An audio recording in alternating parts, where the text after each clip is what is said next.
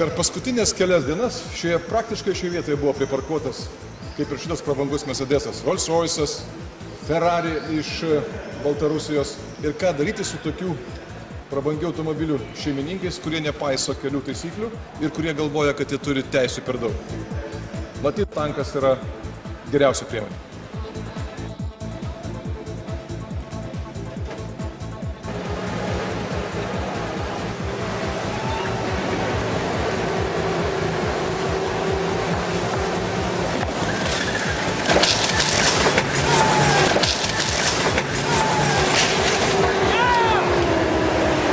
Jeigu automobilis parkuos blogai, bus va taip.